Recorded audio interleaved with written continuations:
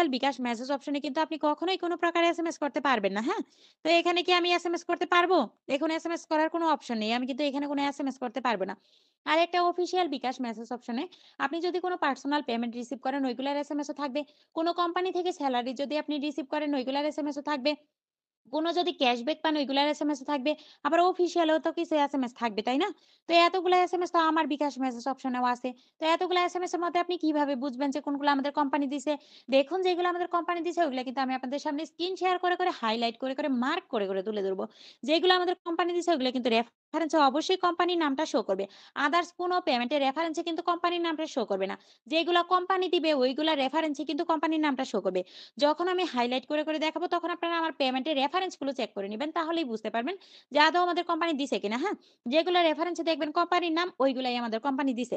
তো এখানে আপনি দেখতে পারবেন ইউ হ্যাভ রিসিভড ৳১,০৮০ photo editing bonus dream digital e-learning platform. এই যে দেখুন ৳১,০৮০ পাইছি আমি ফটো এডিট করে, ঠিক আছে?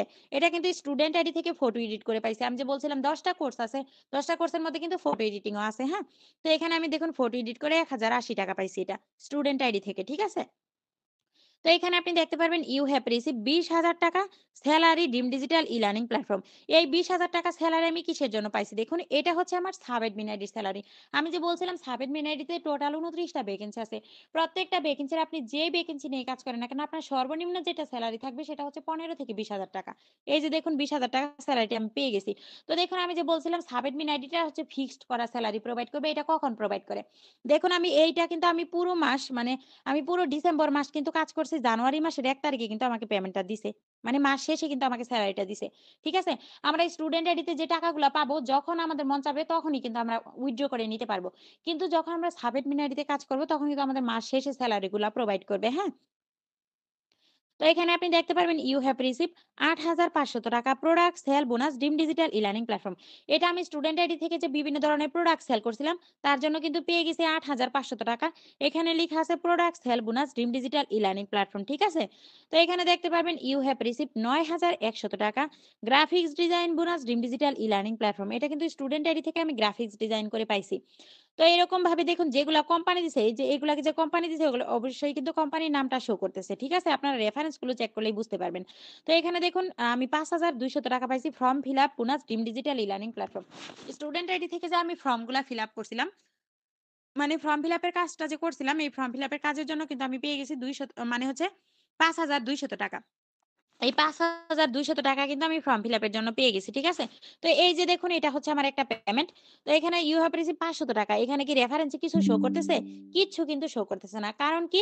কারণ এটা আমার পার্সোনাল পেমেন্ট এজন্য রেফারেন্স এ কিছুই শো করে না।